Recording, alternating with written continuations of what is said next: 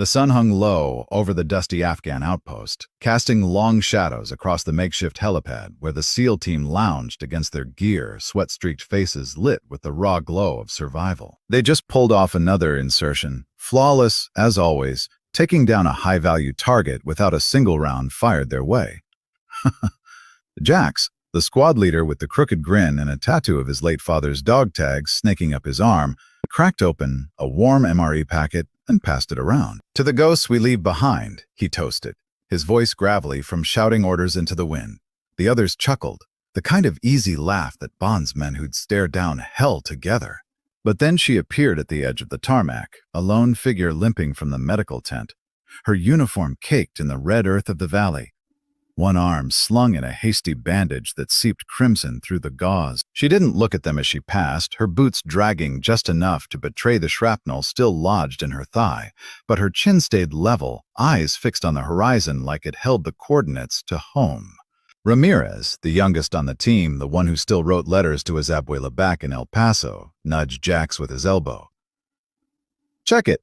Army chick thinks she's Rambo. What's she doing out here, playing dressed?" The words hung light, a jab born of exhaustion and the invisible armor they all wore against the world's pity. Jax snorted, wiping his brow, but something in her stride nagged at him, a quiet defiance that echoed the way his own sister used to square her shoulders before chemo rounds. They watched her fade into the chow line, her shadow stretching longer than the team's egos, and turned back to their stories, the helipad emptying into the dusk. Little did they know, her footsteps carried the weight of a debt none of them had yet earned. Back in the dim hum of the ops tent that night, Jax unrolled his cot and stared at the faded photo taped to his sea bag. Him and his brother, both in fatigues, arms slung around each other at Bud S. graduation. His brother hadn't made it past the first deployment. Wide, quick and cruel, and Jax had sworn off regrets, channeling the ache into every perfect dive, every silent kill. The team filtered in, voices low as they traded whispers about the brass chewing out some logistics officer for a supply snafu. But when Chief Harlan, their grizzled comb with eyes like chipped flint, slapped a classified folder onto the briefing table, the air thickened. "Gentlemen," he said, his Texas drawl cutting sharper than usual, "you boys think you're the tip of the spear?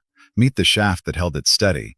He flipped open the file, and there she was, Sergeant Elena Vasquez, the woman from the helipad, her service record spilling out like a confession no one asked for. Elena's file wasn't a list of medals. It was a map of quiet fractures. Born in a border town where the river marked more losses than lines, she'd enlisted at 18 to bury her father's gambling debts and send her little brother to college. Dreams that died when he followed her into uniform and didn't come home from Fallujah. She'd pulled recon duty in the Hindu Kush, mapping insurgent trails that saved 3 convoys from ambush. But it was the night of the Whisper Ridge Ope that carved her name into the shadows. Her platoon, pinned down in a wadi with RPGs whistling overhead, had called for extract when the helo went dark, engine sabotaged by bad intel. Elena, medic trained with hands steady as a surgeon's scalpel, dragged 4 wounded Marines across 200 yards of open rock, her own leg shredded by friendly fire in the chaos. No cameras, no fanfare, just a field promotion and a Purple Heart she never pinned on. Jax's throat tightened as he traced the grainy photo of her in the file, her face the same unyielding mask from the tarmac, and he wondered if she'd ever let the pain show, or if dignity was just another word for swallowing screams. The next dawn broke with the whine of Black Hawk spooling up and the team geared for a follow on raid.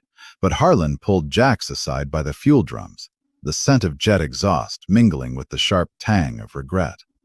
"Vasquez is rotating stateside tomorrow," the chief said, clapping a hand on Jax's shoulder like it was absolution.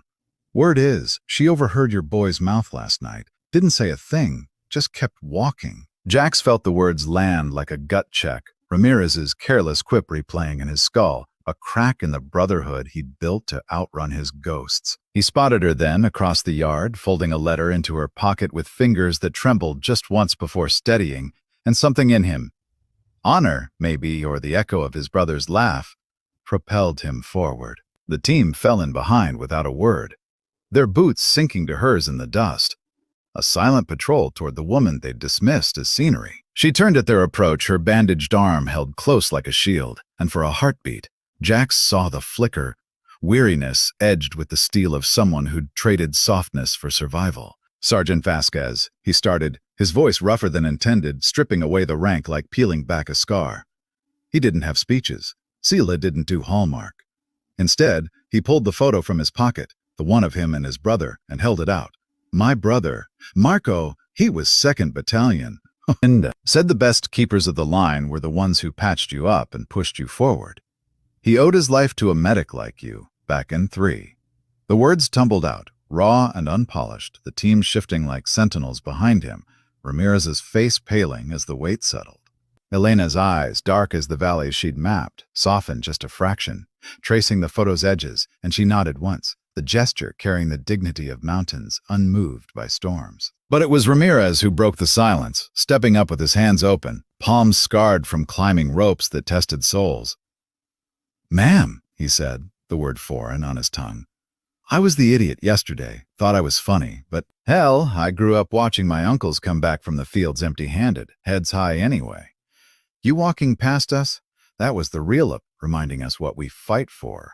His voice cracked on the last, and Jax saw it then, the thread connecting them all. Not glory, but the quiet pact of carrying others' loads when your own buckled. Elena didn't smile, didn't need to. She reached into her pocket and pressed the folded letter into Ramirez's hand.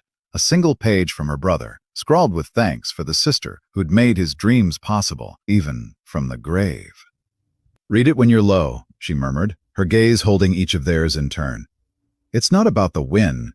It's about the walk." As the Black Hawk lifted off later that afternoon, Elena strapped in across from the team, her leg propped on a crate, the rotor wash whipping loose ends of her hair like flags of truce. Jax caught her eye through the dust cloud, and for the first time in years the ache in his chest eased. Not gone, but shared, a burden lightened by recognition. The team didn't cheer or slap backs. They just sat, the folder's secrets binding them tighter than any oath, watching the outpost shrink below. In that suspended hum of flight, Jax realized the regret wasn't theirs alone. It was the world's, for too often mistaking silence for surrender. But as the valley blurred into green promises of home, Elena leaned back, her hand brushing the letter's ghost in her pocket, and whispered to the wind, "We made it through." And in her voice they all heard the redemption, not in medals or missions, but in the simple, searing grace of being seen.